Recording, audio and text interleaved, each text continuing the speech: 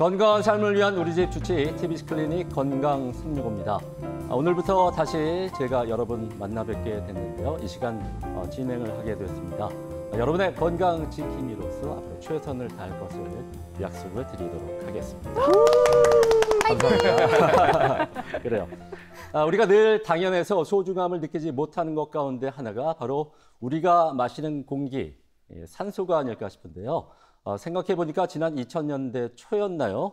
그 대기오염이 사회 문제화되고 깨끗한 공기에 대한 수요가 많이 늘어나면서 각종 산소 제품들이 우리 주변에 많이 출시가 됐었어요. 그렇습니다. 커피와 함께 산소를 파는 산소 카페도 만나볼 수 있었고요. 그리고 산소 마스크를 쓰고 휴식을 취하는 산소방까지 있고. 근데 참 놀라운 건 이러한 것들이요. 참 공기를 내돈내산한다? 희한한 발상도 아니고 생각해보면 먼 미래가 아니라 예전 일이었다는 게 저는 더 놀랍고 신기하네요. 그러니까요. 그 알프스 공기를 담은 캔을 막 기념품으로 사오기도 하고 그랬었죠. 어쨌든 이렇게 사람의 생존에 있어서 필수 불가결한 산소가 이제는요. 다양한 질환의 치료법으로 사용이 되고 있다는 거. 여러분 알고 계셨나요? 네. 모르셨죠? 저도 여기까지밖에 모릅니다. 아이고. 네. 그래서 이번 주 건강 365에서는 응급주라는 물론이고 다양한 방면에서 다양한 용도로 활용되고 있는 고압 산소 치료에 대해서 자세히 알아볼까 합니다. TBC 클리닉 건강 365 오늘의 주치입니다. 영남대병원 응급의료센터 정한솔 교수와 지금부터 함께하도록 하겠습니다. 어서 오세요. 반갑습니다. 반갑습니다. 안녕하십니까. 네, 영남대학교 병원 응급의학과 전문의 정한솔이라고 합니다. 네, 반갑습니다. 우리가 살면서 되도록 여기에는 좀 가지 말아야 될 것 같은데 오늘 함께 얘기 나누면서 더욱더 좀 실감하게 될 것도 같습니다. 교수님이 일하시는 응급실, 수많은 환자들이 밤낮을 가리지 않고 이렇게 드나드는 곳인데 원래도 그랬지만 최근 1년 동안 어떻습니까? 많이 바쁘셨죠? 그 응급의학과는 하나의 전문과이기도 하지만 이제 현실적으로는 꼭 응급 환자가 아니어도 몸이 아프면 이제 과 구분 없이 일단 내원하는 어떤 병원으로 들어오는 큰 창구이기도 합니다. 그러다 보니까 이제 의료 시스템에 문제가 생기면 네. 이제 마치 의료계의 리트머스지처럼 먼저 응급실에서 제일 문제점이 좀 드러나곤 하는데요. 이제 최근에 있었던 의정 갈등 같은 경우도 좀 마찬가지입니다. 네. 전국적으로 상황이 쉽지는 않았지만 그래도 대구는 이제 의사, 간호사 그리고 119 구급대원분들의 긴밀한 협력 덕분에 통계를 보면 다른 지역에 비해서는 비교적 잘 버티고 있는 편입니다. 물론 부족한 부분 많습니다. 저희가 더 노력해서 메워나가도록 하겠습니다. 늘 그 자리에 계셔주시는 우리 의료진분들 덕분에 얼마나 저희가 감사한지 모르겠습니다. 그럼요. 그래요. 네. 자, 이제 그럼 오늘의 주제 이야기를 한번 나눠보도록 하죠. 오늘의 주제가 고압 산소 치료입니다. 사실 대부분은 이렇게 들으면 이게 뭘까? 되게 생소하실 것 같은데 교수님, 고압 산소 치료, 이게 어떤 치료인가요? 의외로 역사가 오래된 치료입니다. 오. 19세기 중반부터 시도된 치료인데요. 이제 고압산소 치료는 특수고안된 고압 챔버라는 치료기를 통해서 이루어집니다. 이제 대기의 분압이 한 20% 정도 산소가 차지를 하고 있는데요. 고압산소 치료는 100% 고농도의 산소를 2기압에서 3기압 정도의 고압 상태에서 주는 치료법입니다. 이제 이걸 통해서 체내에 녹아 들어가는 산소 농도를 획기적으로 높여서 기존에 산소가 도달하지 못하던 이제 신체 조직 곳곳에 산소를 강하게 밀어 넣어주는 그런 치료 방식이 되겠습니다. 네. 19세기 중반부터 시작이 되었는데 저는 몇 세기 지나서 알아가지고 그러니까요. 이제 잘 알아둬야 될 것 같아요. 네. 근데 예전에 제가 왜 황희찬 선수가 그 스포츠 경기 뛰고 나서 어디 챔버라고 하나요? 통 안에 들어간 걸 봤거든요. 이게 이 고압산소 치료인 것 같은데 스포츠 선수들에게 이러한 치료가 어떤 효과를 미칠지 너무 궁금하거든요. 운동을 하시고 나면은 필연적으로 미세한 근손상이 동반되게 됩니다. 거기에다가 염증 반응과 부종까지 겹치게 되는데요. 고압산소 치료는 이런 부위에 고농도의 산소를 빠르게 공급을 해줘서 손상된 조직의 회복을 촉진하고 부종을 가라앉히는 데 도움을 줍니다. 더불어서 운동을 하고 나면 이제 젖산 같은 찌꺼기들이 체내에 남게 되는데요. 네. 이런 것들을 배출을 좀 빠르게 도와주는 효과가 있습니다. 물론 이제 저희 같은 일반인들은 그냥 운동하시고 나서 잘 먹고 충분히 쉬시는 것만으로도 회복이 되는데요. 네. 운동 선수분들은 미처 회복되기 전에 또 다음에 힘든 경기가 예정이 돼 있기 때문에 그런 분들은 고압산소 치료를 이용을 하시면은 조금 더 회복에 도움을 많이 받으실 수가 있습니다. 그렇군요. 예. 이게 원래 용도가 이제 응급치료에 많이 활용된다는 얘기를 들었습니다.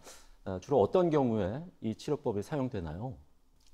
사실 응급실에서는 이제 화재 사고나 번개탄, 자살 시도 등으로 인한 일산화탄소 중독 치료에 많이 이용을 합니다. 그리고 다이버들 잠수병이나 감압병 많이 겪으시는데요. 네. 그런 치료에도 많이 활용을 합니다. 이 경우에는 이제 즉시 치료를 받지 않으시면은 후유증을 크게 남기거나 이제 심한 경우에 사망에 이를 수도 있기 때문에 빨리 병원에 내원하셔가지고 치료를 받으시는 게 좋겠습니다. 듣다 보니까 네. 교수님 말씀이 이해가 돼요. 그러니까 산소가 부족한 사람에게 고압의 산소를 강하게 이제 불어 넣어주는 거잖아요. 근데 이게 뭐 방금 말씀하신 뭐 응급 상황뿐만 아니라 다양한 분야에서 정말 쓰이고 있는 거네요. 당뇨발이나 화상 같은 치료에 보조 치료로 이미 많이 사용을 하고 있고요. 이제 해외에서는 뇌경색이나 심근경색의 치료 회복용으로도 사용을 하고 있습니다. 네. 근데 지금 이렇게 들을수록 되게 신기합니다. 우리가 그냥 이렇게 마시는 산소가 이런 치료제 역할을 한다는 게 참 신기하고요. 그럼 앞에서 말씀해 주신 이런 질환들이 어떤 원리로 치료가 되는 걸까요? 이 치료 원리는 질환마다 조금씩 다릅니다만 이제 큰 틀에서 설명을 드리면 이제 고농도의 산소와 높은 압력을 가해서 각종 문제를 해결하는 방식입니다. 거기에 추가로 이제 신생혈관, 그러니까 새로운 혈관을 만들어주는 기능이 있고요. 부종을 낮춰주고 항균 효과까지 있습니다. 일단 이렇게 너무 어려운 얘기는 차치하고요. 좋아요. 우리 몸이 산소를 신체 곳곳으로 보내는 원리부터 조금 설명을 드리는 게 좋을 것 같은데요. 네. 우리가 산소를 이렇게 들이마시고 나면은 폐로 이제 산소가 들어가는데 그게 네. 이제 혈관에 녹아서 우리 몸 필요한 곳곳으로 산소가 전달이 되게 됩니다. 근데 그냥 가는 게 아니고요. 헤모글로빈이라는 차를 타고 다니거든요. 어허. 근데 일산화탄소 중독 환자의 경우에는 문제가 이 일산화탄소는 이 차를 뺏어가지고 자기가 탑니다. 그래서 산소를 우리가 일반적으로 마셔서는 제대로 차를 탈 수가 없어가지고 신체 곳곳에 이제 산소 전달이 안 되는 건데 이제 고압산소 치료를 받으시게 되면은 그 차를 다시 뺏어서 산소에게 돌려주는 그런 역할을 하게 됩니다. 네, 그렇군요. 비유가 너무 재밌어요. 그렇습니다. 앞서 그 고압산소 치료가 다양한 질환의 치료에 쓰인다고 간단히 언급을 해주셨는데 좀 더 자세히 좀 얘기를 들어봐야 될 것 같습니다. 앞서 당뇨발, 당뇨 합병증에도 이 고압산소 치료가 실제로 쓰인다면서요? 네, 일단 당뇨발이라는 거는 혈당 관리가 잘 안 돼가지고 말초 혈관이 좁아지고 그쪽에 혈액 순환이 안 되면서 조직이 괴사되게 되는 그런 병인데요. 아까 산소는 차를 타고 다닌다고 제가 말씀을 드렸었는데 네. 네. 이 좁아진 말초 혈관은 이제 차가 지나다닐 수가 없는 골목길이 됩니다. 그렇기 때문에 숨을 못 쉬게 되고 조직이 죽게 돼서 발끝이 이제 검게 변하게 되는 겁니다. 심한 경우에는 이제 발가락을 절단해야 되는 상황이 생기기도 합니다. 여기서 중요한 건 이제 도보 여행자입니다. 산소가 차를 탄다고 제가 말씀을 드렸는데요. 네. 사실은 대부분이 그렇다는 거지 전부는 아니고요. 한 98% 정도가 차를 타고 다니고요. 나머지 2%는 혈장이라는 것에 녹아서 이동을 합니다. 편의상 혈장에 녹아서 이동하는 산소를 도보 여행자라고 칭하겠습니다. 네. 이 도보 산소는 평소에는 숫자가 작아가지고 힘이 없는데요. 고압산소 치료를 하게 되면 이 숫자가 최소한 10배에서 한 15배가량 증가를 합니다. 그러면 이들이 차가 못 가는 골목길까지 도달을 해서 산소를 배달해주고 그러면 죽어가던 조직이 다시 살아날 수 있게 되는 겁니다. 아하. 교수님이 이렇게 설명을 해주시니까 머릿속에서 되게 귀여운 캐릭터들이 막 차 타고 걸어다니고 이렇게 상상이 됩니다. 그리고요, 이게 또 시각이나 청각에 문제가 생기는 긴급 질환에도 이 고압 산소 치료가 정말 요긴하게 쓰인다면서요? 아마 돌발성 난청이나 망막 동맥 폐쇄를 말씀하시는 것 같은데요. 네. 돌발성 난청 같은 경우는 아직은 이렇게 뚜렷한 원인이 밝혀지지는 않았습니다. 네. 그걸 갖다가 이제 특발성이라고 하는데 그래도 원인을 좀 추정을 해보자면은 고막에 염증이 생겼다거나 아니면 근처에 일시적인 허혈, 그러니까 혈액이 가지 않는 그런 원인으로 인해서 증상이 생기는 것으로 추정이 되고요. 네. 여기에 고압산소 치료를 받으시게 되면은 도움을 많이 받으실 수가 있습니다. 오해하지 마셔야 되는 거는 네. 기존의 돌발성 난청 치료법이 이미 있는데 그거를 받지 않고 고압산소 치료만 받으시라는 뜻이 아니고요. 네. 그것도 하시고 추가로 고압산소 치료까지 받으시면은 효과를 많이 보실 수가 있습니다. 망막 동맥 폐쇄도 원리는 같습니다. 같은 원리인데 기존의 치료에다가 이 고압산소 치료를 추가를 하시면은 시력 개선 효과가 있다는 것이 국내 연구진의 연구를 통해서 입증된 적도 있습니다. 네. 네. 제가 뭐 듣기로는 피부 괴사에도 활용이 되고 교수님 앞에서 왜 화상에도 이용이 된다고 하셨잖아요. 근데 선뜻 이해가 잘 안 돼요.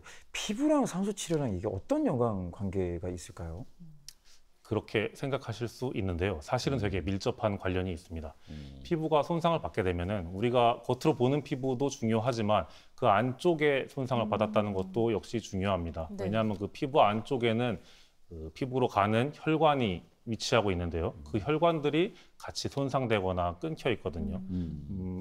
마치 폭격으로 도시가 파괴된 이제 시가지를 연상하시면 좀 와닿으실 겁니다.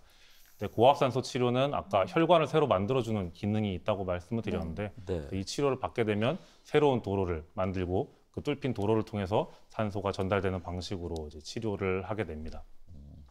두 번째로는 이제 화상의 부위가 넓은 좀 중환자들이 있는데요. 그분들은 화상 치료를 미처 다 하기도 전에 쇼크로 인해서 사망하시는 경우가 있습니다. 네. 네, 이런 분들에게 고압산소 치료를 적용을 하게 되면 부종과 염증 반응을 줄여줘서 쇼크를 미리 방지할 수가 있습니다.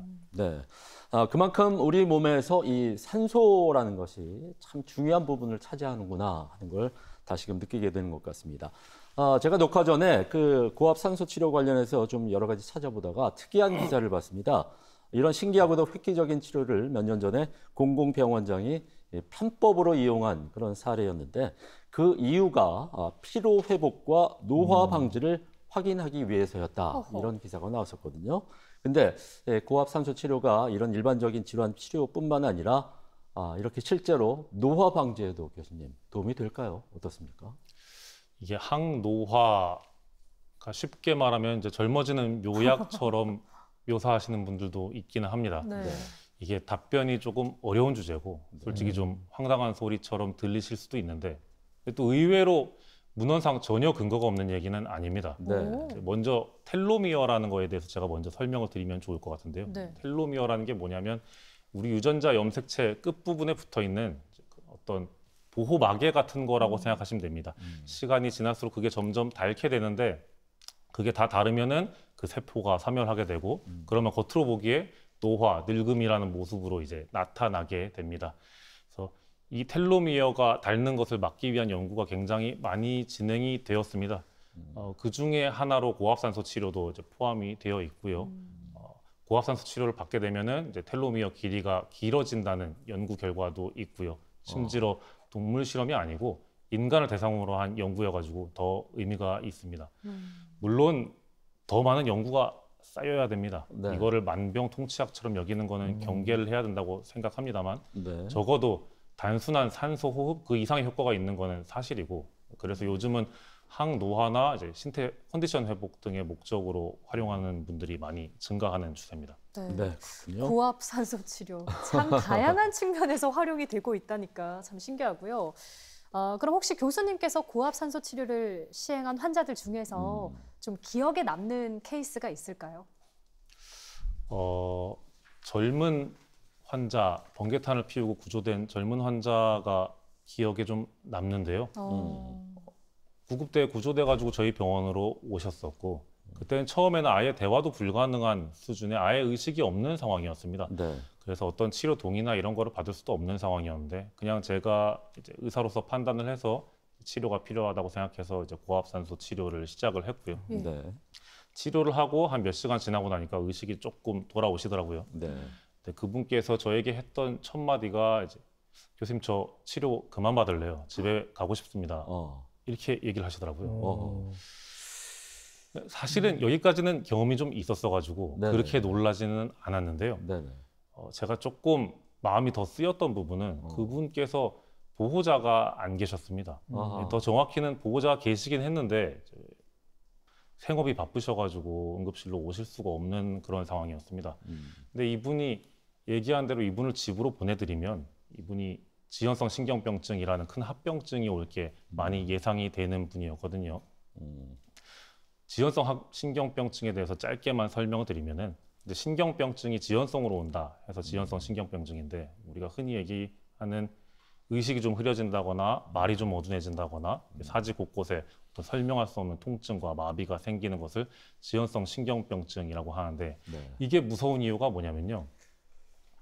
환자가 이제 자살 시도를 비록 했지만 네. 이제 좋아지고 나면은 돌아가서 이제 일상생활을 하시고 어떻게 보면 마음을 다시 다잡고 좀 잘 살아봐야겠다 이런 생각도 하실 텐데 그쯤 돼서 이 합병증이 발생을 합니다. 아, 그러면은 완전히 버티던 분들이 무너지시거든요. 아하. 그래서 저는 이 합병증을 굉장히 무섭게 생각하는데 네. 비유하자면은 어떤 선물을 받았다가 도로 뺏기는 이제 그런 마음이라고 생각하시면 될 것 같습니다. 네.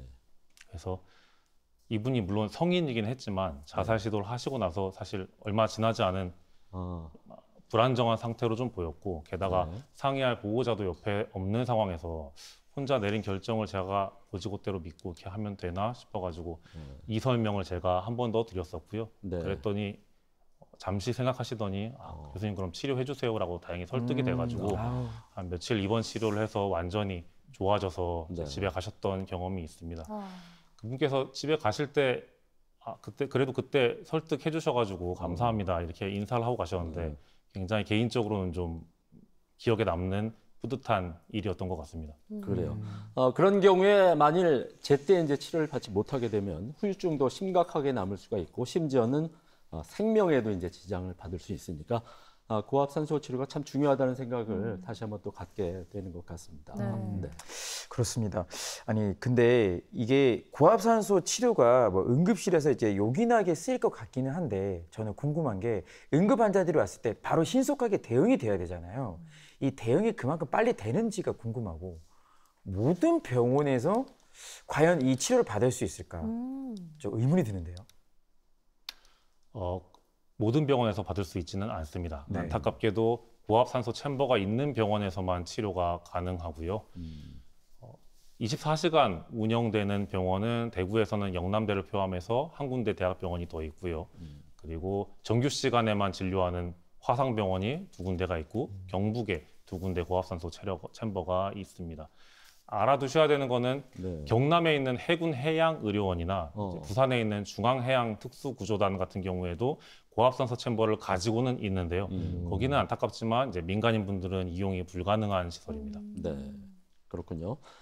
그렇다면 이제 보통 우리 환자들이 응급실에서 고압산소 치료가 필요한 환자를 의료진이 어떻게 선별하고 또 치료 결정은 어떤 기준으로 내리게 되는지 그것도 참 많은 분들이 궁금해하실 것 같습니다. 어떻습니까? 이 화재나 자살이나 잠수병처럼 이제 응급을 요하는 경우는 이제 몇 가지 검사를 한 다음에 가능한 빠르게 치료를 시작합니다. 네. 하지만 당뇨발이나 화상처럼 이제 치료는 필요하지만 이제 응급은 아닌 경우에는 응급실로 바로 오시면 이제 죄송하지만 치료가 좀 어려우실 수 있습니다. 네. 그렇군요. 그러니까 명확한 기준이 있네요. 그럼 고압산소 치료가 필요한 응급 환자가 이제 발생했을 때 실제로 현장에서 치료까지의 그 준비, 뭐 이송 과정 이런 거는 어떻게 진행이 되나요? 일단은 고압산소 치료가 필요한 환자라고 판단이 되면은 119 구급 단계에서부터 병원으로 사전 연락이 이루어지는 경우가 많습니다. 예를 들면 번개탄을 피운 자살 시도자나 화재 현장에서 구조된 환자는 구급상황센터에서 미리 연락을 줍니다. 연락만 하는 게 아니고 고압산소 챔버가 없어도 이송 과정에서 할 수 있는 응급처치가 있거든요. 현장 구조와 이송 단계에서부터 응급처치가 시작된다고 볼 수 있고요. 실제로 대구뿐 아니라 경북에서도 이제 많은 환자들이 이송돼서 오고 있고 저희는 환자를 인계받은 다음에 본격적으로 고압산소 치료를 시작하게 됩니다. 환자들이 오면 본격적으로 어떻게 또 치료가 과정이 이루어지는지가 궁금해요. 제가 앞에 왜 황희찬 선수 이야기했잖아요. 네. 기계 같은 데 들어가는데 약간 1인용 느낌이었거든요. 그래요. 그러면 교수님 혹시 이 기계가 뭐 1인용, 2인용, 3인용 이렇게 좀 여러 가지가 있나요? 죄송합니다. 이게 궁금하다 보니까 궁금하죠. 네. 자꾸 이렇게 질문을 하게 되네요. 같이 들어갈 수가 네. 있는 건가요? 이 환자는 그저 챔버 안에 들어가서 누워 계시거나 아니면 산소 마스크를 쓰시고 그냥 앉아만 계시면 됩니다. 네. 말씀하신 것처럼 챔버의 종류가 좀 다양합니다. 간략하게만 설명을 드리자면은 1인용 챔버와 여러 명에서 함께 치료받는 다인용 챔버로 나뉘는데요. 네. 둘 중에 뭐가 더 좋고 뭐 그런 개념은 아닙니다. 각각의 장단점이 있습니다만 1인용 챔버 같은 경우는 아무래도 내 원룸처럼 내가 혼자 들어가서 치료를 받는 방식이기 때문에 조금 더 아무래도 편안할 수가 있고요. 그 환자 개개인에 맞는 프로토콜을 적용할 수 있다는 것도 장점입니다. 네. 대신 한 번에 한 명밖에 치료를 못하기 때문에 지역에 최근에 산불 같은 게 좀 많이 나는데 큰 산불이 나서 병원에 여러 명의 환자가 동시에 도착했다 하면은 이제 중증도에서 밀리거나 너무 늦게 오신 분들 같은 경우에는 부득이하지만 제때 치료를 받지 못하실 수도 아하. 있다는 게 좀 단점입니다. 네. 그런 경우에 다인용 챔버 같은 경우는 대신 다 함께 치료를 받을 수 있다는 장점이 있습니다. 게다가 다인용 챔버는 크기가 엄청 크거든요. 거기에 이제 의사가 같이 들어갈 수 있기 때문에 네. 조금 중환자 같은 경우에도 고압산소 치료를 적용할 수 있다는 장점이 있고요. 대신 산소 마스크를 쓰셔야 되기 때문에 그건 조금 불편하실 수 있고 네. 치료를 받는데 옆에도 다른 환자분들이 앉아 계시기 때문에 그런데 민감하신 분들은 조금 어려우실 수도 있겠습니다. 네. 우리가 이렇게 이제 일산화탄소 중독부터 해서 당뇨, 합병증, 뭐 화상 등등 해가지고 다양한 방면에서 또 여러 가지 치료 효과를 보여주고 있는 고압 산소 치료에 대해서 오늘 이 시간 알아봤습니다. 그만큼 이 치료 방법이 앞으로도 더욱더 다양한 방향으로 많이 확대가 될 수 있을 것 같은데 어떻게 전망하세요? 고압 산소 치료는 아직은 우리나라에선 잘 알려지지 않은 치료지만 적응증이 점점 확대되고 있고 무엇보다도 조기 개입의 중요성이 점점 강조되는 분야입니다. 네. 제가 꼭 드리고 싶은 말씀은요. 고압 산소 치료는 마지막 수단이 아니고 초기에 할수록 훨씬 효과가 좋다는 겁니다. 앞으로 더 많은 의료기관에 고압 산소 치료 장비가 도입되고 응급뿐 아니고 뇌경색이나 심근경색 이후에 회복 관리에도 활용되는 시대가 올 거라고 저는 생각합니다. 아직은 생소하게 느껴지실 수 있지만 필요한 순간에 정말 결정적인 역할을 할 수 있는 치료법이라는 점 꼭 기억해 주셨으면 좋겠습니다. 네, 알겠습니다. 자, 이렇게 해서 고압 산소 치료가 앞으로 이런 그 활용법, 적정한 활용을 하게 되면은 치료에 큰 도움이 될 수도 있다는 점 우리가 꼭 좀 기억을 해 뒀으면 좋겠습니다. 지금까지 영남대병원 응급의료센터 정한솔 교수와 함께 했습니다. 오늘 도움 말씀 감사드립니다. 고맙습니다. 네, 고맙습니다.